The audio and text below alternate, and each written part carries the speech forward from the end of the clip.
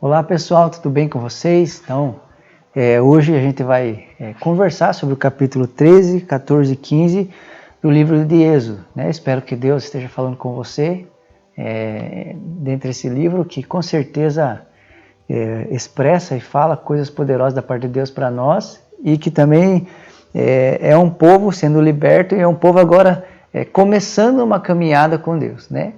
E com certeza isso tem muito a ver comigo e com você nos dias de hoje. A gente pode aprender muito com essa caminhada e aprender sobre Deus, sobre como andar, sobre como não andar. Tá bom, meus irmãos? Aqui no capítulo 3, ele vai falar sobre a consagração dos primogênitos. Ele vai dizer assim, ó, e disse o Senhor a Moisés, consagra a mim todos os primogênitos. O primeiro filho da israelita me pertence, não somente entre os homens, mas também entre os animais. A explicação dessa questão da consagração dos primogênitos está no versículo 14, diz assim: no futuro, quando seus filhos lhe perguntarem o que significa isto, digam-lhes: com mão poderosa o Senhor nos tirou do Egito, da terra da escravidão, quando o faraó resistiu e recusou deixar-nos sair. O Senhor matou todos os primogênitos do Egito, tanto os de homens como os de animais. Por isso sacrificamos ao Senhor os primogênitos machos de todo o ventre e resgatamos os nossos primogênitos. Isso será como sinal em sua mão e símbolo em sua testa de que o Senhor nos tirou do Egito com mão poderosa. Ou seja, Deus então agora ele coloca isso, né, para que o povo de Israel separasse os primogênitos, e o propósito disso é lembrar, de alguma maneira fazer com que os seus filhos olhassem para aquilo que aconteceu e fazer com que os pais expressassem para os seus filhos o que Deus fez por eles, para que os filhos conhecessem o Deus Todo-Poderoso e soubesse dessa grande história do povo e pudesse passar então isso de geração em geração, né? Com isso eu aprendo algo muito importante. Deus poderia ter feito algo para com os filhos, mas ele faz com que os pais expressem e passem essas coisas para os seus filhos, né? E isso mostra, né, o cuidado dos pais com os filhos, que os pais são responsáveis pelos filhos, de discipular, de falar sobre Deus aos filhos, de falar aos filhos aquilo que Deus fez nas suas vidas e conduzir seus filhos pelos caminhos de Deus, né? Isso é algo muito importante, porque nos nossos dias nós também precisamos propagar aquilo que Deus fez na nossa vida aos nossos filhos, às futuras gerações, para que eles não sejam uma geração que não conhece a Deus. Lógico que os filhos precisam ter suas experiências com Deus particulares e pessoais, mas muito disso tem a ver com a ministração dos pais e gerando no coração dos filhos conhecer mais a Deus. Outra coisa também, você vai perceber isso, que Deus fala assim no versículo 11, depois que o Senhor os fizer entrar na terra dos cananeus. Olha que interessante, toda hora Deus vai falar isso, depois que o Senhor fizer vocês entrar. É Deus garantindo, vocês vão entrar. É Deus garantindo, eu vou levar vocês até lá, vocês vão chegar, né? É algo que o povo de Israel deveria se apegar. Deus disse que a gente vai chegar lá, né? Independente do que passar e do que acontecer, Deus disse que a gente vai chegar lá.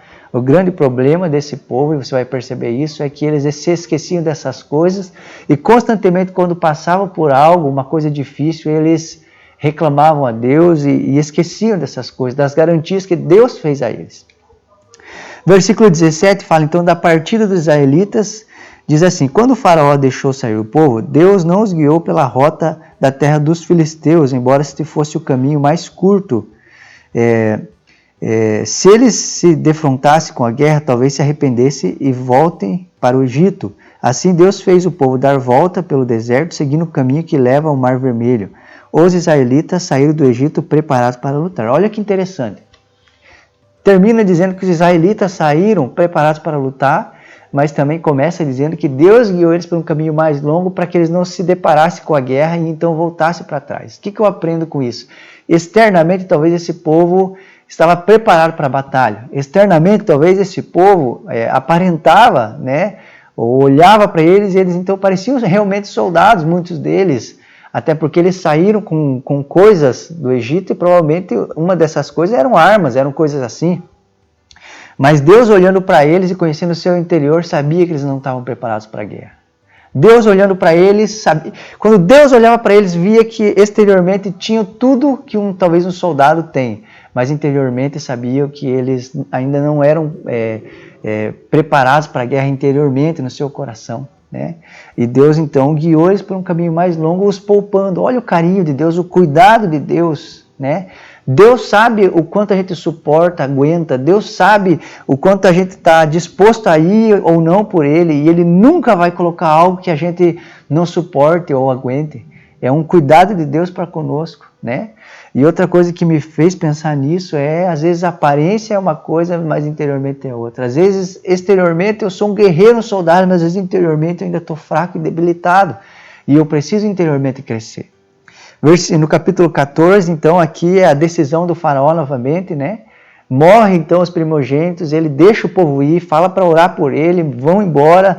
O povo de Israel sai com tudo o que precisava, mas agora ele cai em si de novo, ele e seus conselheiros, e eles falam, olha, o que a gente fez? Deixou a nossa mão de obra sair, os nossos escravos saíram, vamos voltar atrás deles. Então, ele arma o seu exército, né? E sai então atrás do povo que andava e marchava triunfante, diz as Escrituras. Né? O povo sai do Egito e está marchando triunfante, feliz, alegre.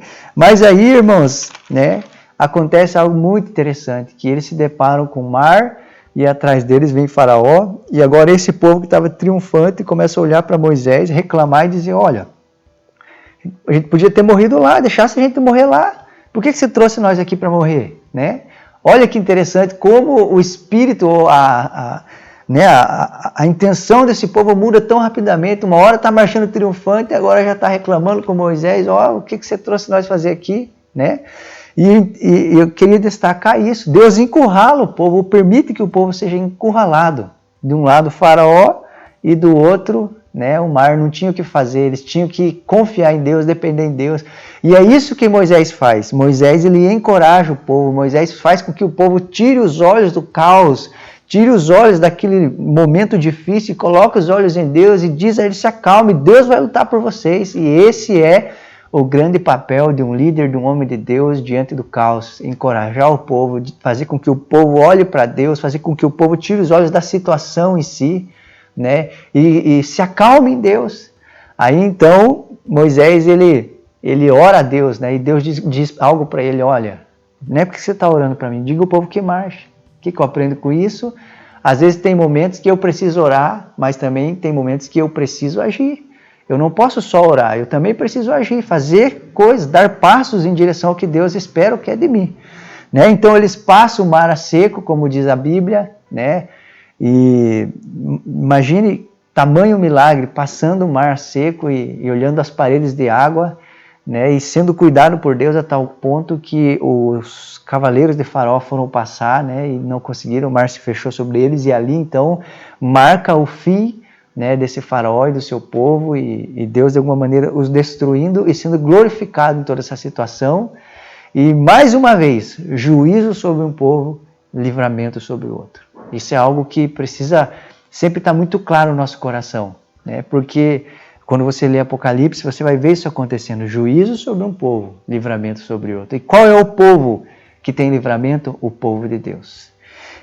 Então, no capítulo 15, eles agora celebrando e se alegrando por aquilo que Deus fez por eles, né? No mar.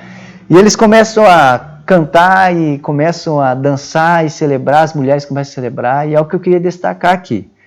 É certo mesmo celebrar e tem que se alegrar e tem que bater palma a Jesus pelo que ele fez e tem que fazer cânticos a Deus, com certeza. Mas talvez, se eles tivessem cantado antes da coisa acontecer, seria tão mais extraordinário e demonstraria muito mais a confiança deles em Deus. Então eu posso me alegrar e cantar depois das coisas feitas e realizadas. Não tem problema nenhum e Deus ama essas coisas. Mas e se eu começasse a se alegrar, adorar a Deus antes das coisas acontecer? Que é uma demonstração de confiança e fé nele. Amém, meus irmãos? E aqui então no versículo 22 eu gostaria de destacar algo interessante e terminar dizendo isso. No versículo 22 eles estão caminhando há 3 dias no deserto. Imagine caminhar no deserto, com certeza com sede. E eles acham águas. Só que essas águas eram amargas. Então pensa comigo, eles caminhando nesse deserto, de repente eles veem água, eles saem correndo, né, pegam a mão, colocam a água na boca e essa água era amarga. E eu queria terminar dizendo isso. Essa água aparentava, né, prometia que ia saciar a sede, mas não saciava. Tinha aparência, mas não supria a sede de ninguém, né? E a minha pergunta é, que tipo de cristão, que tipo de homem de Deus e mulher de Deus nós somos? Será que é só como essa água, às vezes, que aparenta, parece, promete, mas não mata a sede de ninguém? Que eu e você possamos não somente ter a aparência, né, externa das coisas, mas que interiormente a gente possa não ser águas amargas, mas saciar a vida de muitas pessoas. Que Deus te abençoe, que continue falando ao seu coração, que você seja um cristão que, de certa forma, não só aparenta certas coisas, né? Como se fosse talvez uma nota de 50 reais falsa, ela promete, parece, mas não compra nada, né? Mas quando essa nota é verdadeira, ela não somente aparece, aparenta, mas ela compra coisas de verdade. E eu e você, como cristãos genuínos, não podemos só aparentar, nós precisamos saciar a vida das pessoas. Que Deus te abençoe em nome de Jesus.